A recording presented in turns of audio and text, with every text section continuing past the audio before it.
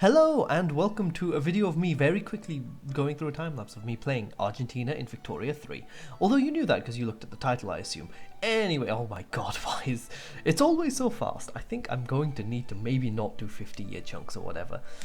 But hey, it's all fine. This is just me doing some Argentina stuff.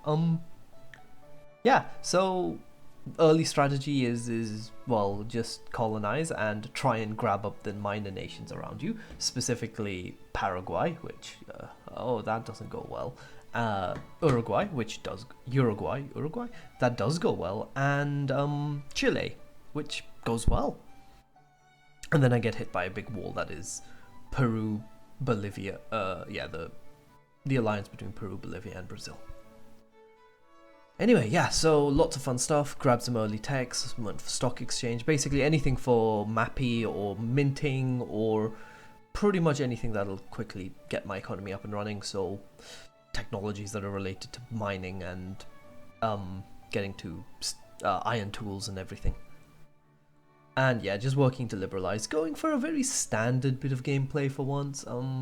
Maybe focus a bit on getting the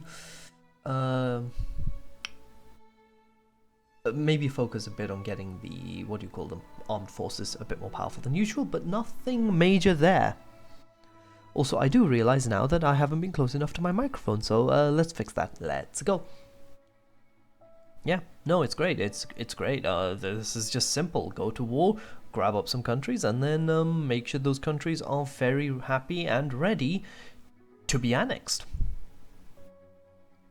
Chile is a painful one. I think I ended up cutting them up a bit and having to do a few stages because I forgot to add them at some point for the war, because obviously I did.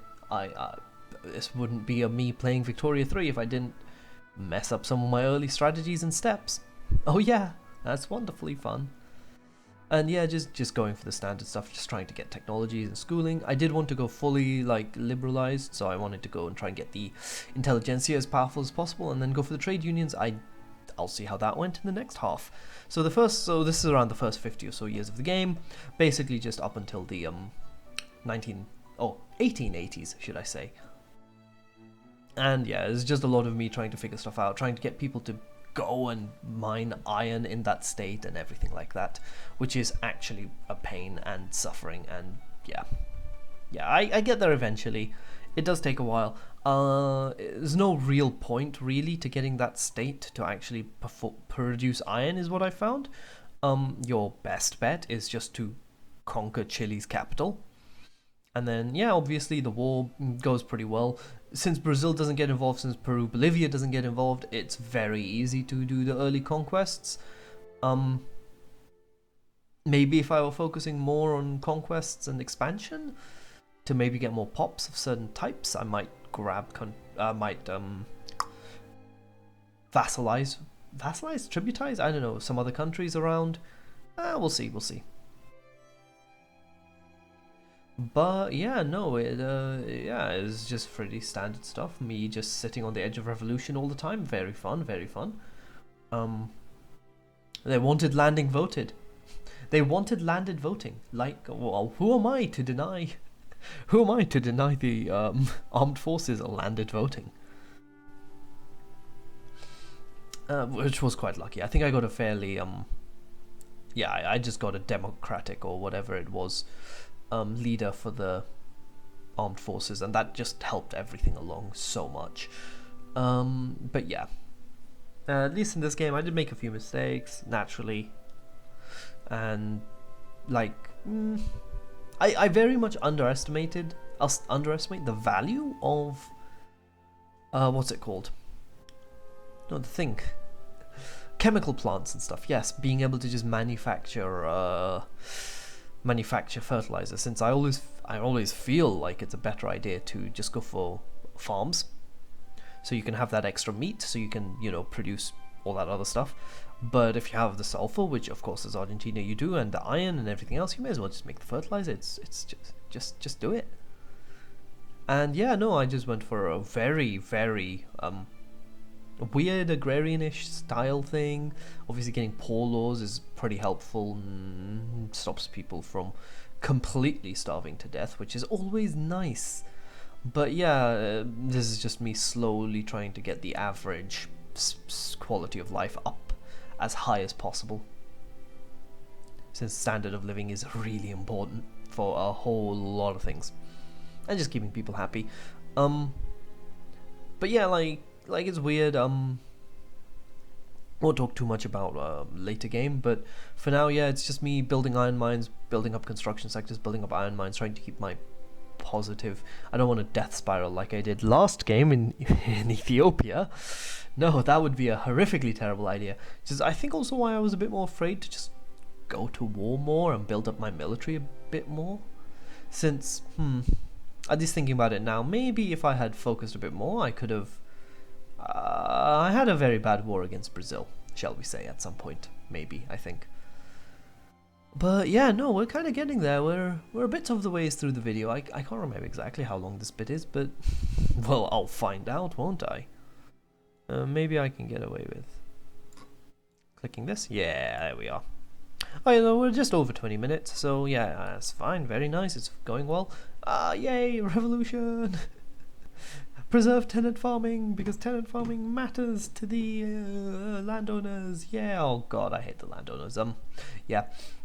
Honestly, it was just, yeah, Argentina's great and interesting because it's one of those countries that is, it's not industrialized, but it's also not led by the landowners, which is honestly really fun, comparatively speaking, to just having to deal with them. And yeah, also the event you get when you get a new leader for Argentina, who for the this one, the armed forces leader. So when you get a new leader for the armed forces, you can choose which party they join. It's actually quite interesting. It's really cool. It gives you it's unique. It's different. Yeah, it's different from just playing some of those other generic nations I have, and I probably want to come back here into South America soon, and I want to play Peru Bolivia, because it's just a bigger power.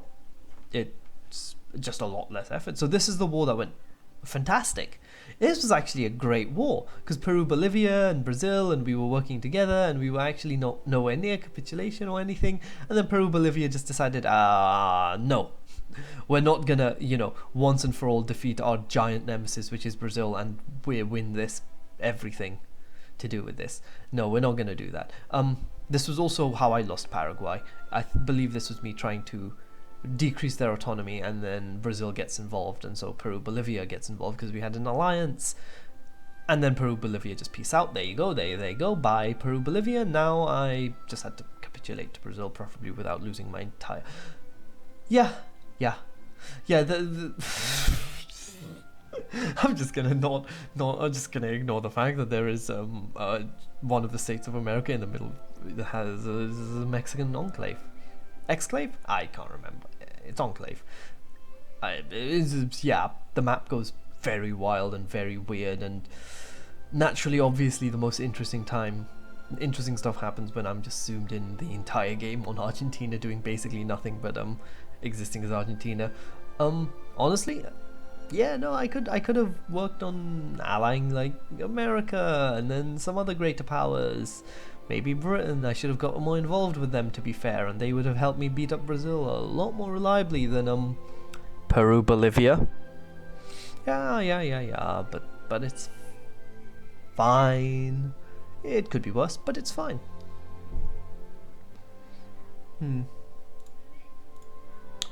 And I'll be back. And I'm back. Sorry about that. Weird.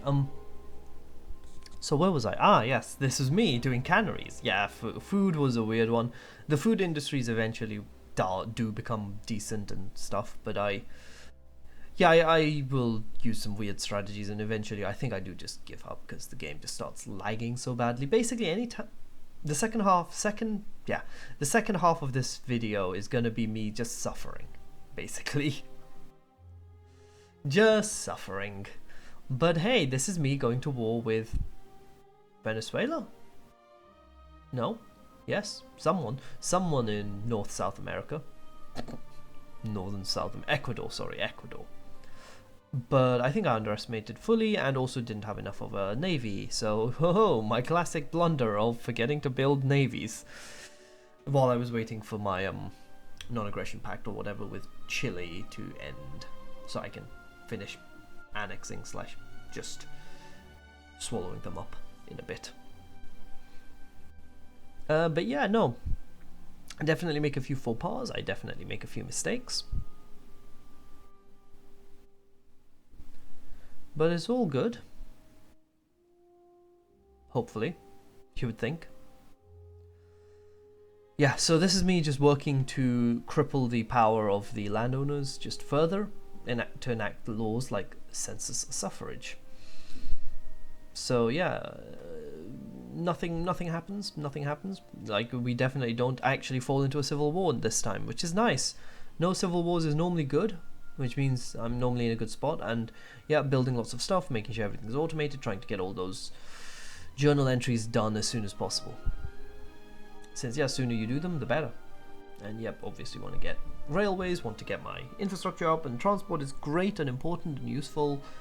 And yeah, and now that I think about it, yeah, transport should absolutely be one of the main reasons and main factors that affects migration. Yeah. And maybe limit migration to one tile per week or whatever. But who knows? Who cares? What we have is, yes, banning slavery. This is a fun one. So because obviously it drags the landowners nearly into rebellion, yada yada yada. It annoys a lot of people. I did actually check before the law gets passed. I had about 2.5% of my population as slaves. So yeah, banning slavery, definitely important. Definitely something I should have done. Not that significantly useful in that. But hey, I passed it and no revolution. It was all fun. It was all games. It was all great. Yep, just trying to figure out all kinds of other stuff. Trying to get, that just everything I can to get the SOL up. Yeah, quality of life, whatever. SOL? I can't even remember. I know what that stands for, but anyway. That actually did revolt, didn't it? Yeah, we did actually have to fight the revolt. It was pretty fun. My economy got a bit tanked by that. I think this was one of the only civil wars I had. I think I had more. I hope I had more. But it's a good one to have, to be honest. And yeah, just getting that soul up, just getting people to exist and continue existing, and also going to the places I want them. Eventually I do start building industries, do start doing everything, and I think banning slavery was one of the last things I did that properly stopped the landowners. And yeah, just using that and the momentum from having destroyed the power that landowners held for a few months just meant, yeah, things got a bit easier. There was a pro-civil war. I should have got involved. I just sniped maybe a piece of land or two. I don't know if they'd have if either side would have accepted me doing something like that. But yeah, and yeah, no, this is me realizing, oh yeah, I only have 2.5% or something of my population as slaves. Why am I doing this law?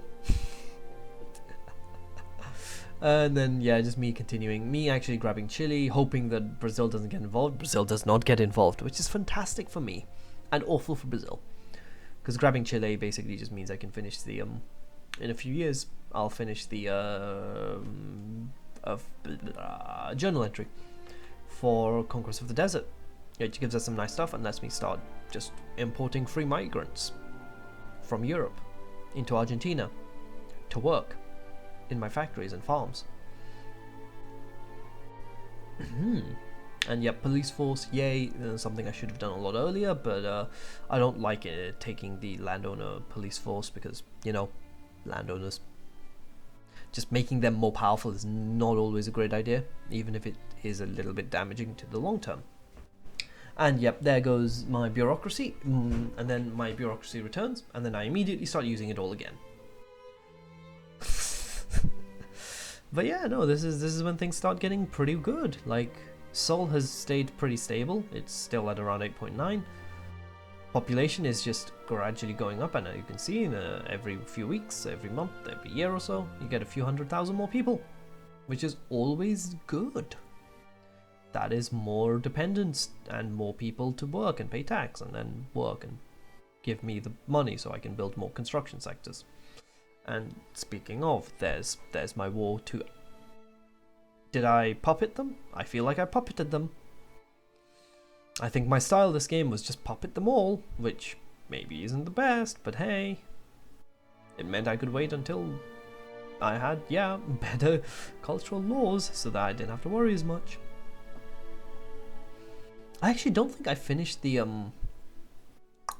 I don't think I finished the event actually this game for the new Argentinian culture, which is a bit of a shame. Maybe I should. I will definitely be coming back to Argentina, to be honest. But hopefully in a future patch when things run a bit smoother and there's a bit more to do in general. Currently for technical reasons I am stuck on this patch. I'm mostly just gonna say I don't have Ethernet on my desktop, so making these videos is a fun nightmare, but who cares? Yeah. We have Uruguay, yeah. So Uruguay is probably one of the best states I've had. They need a lot more pops, honestly. Population does need a bit of an overhaul, a bit of a rework, just to get things running, just to get things working.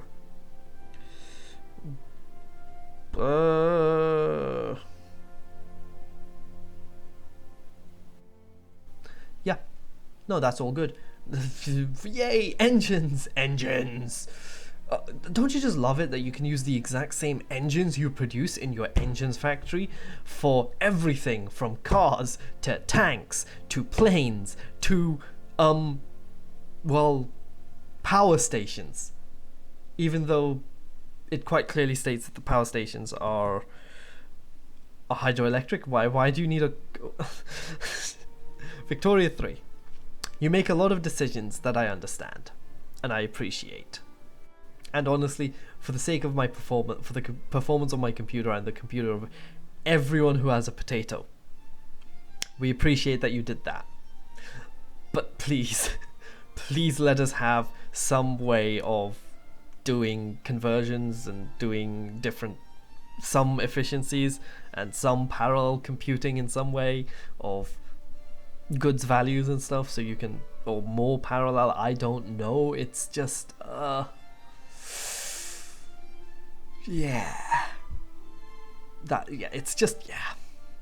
especially with mappy now, it's getting there, but you're just abstracting things like, obviously, you're just abstracting this stuff, and I think eventually you're going to be making the price of transport be in some way proportional to the amount of goods a state imports and exports, I assume. Like, that makes sense to me for the long term, for the future. Because, that seems to be the direction you're going in, I hope. But maybe not, who knows? Maybe someone's already done that and I'm just not caught up on mods because I can't download them because desktop, no Ethernet. And no Wi-Fi either. Very fun, very clever. But no, we're getting towards the end here, and this is just me rambling and talking and just I like this game. It's great. You can just mute the video and watch me do nothing else. But I will add a track. I will add some music as well. Obviously, you'll be listening to the Vic 3 soundtrack just in the background, as I imagine you should be. You will be. I would love to open the file location. There you go. I would now, yes, because it's all in Flax. Very nicely done, Paradox. Anyway, so now I get postal savings, more money. I just want to keep my economy slightly positive now.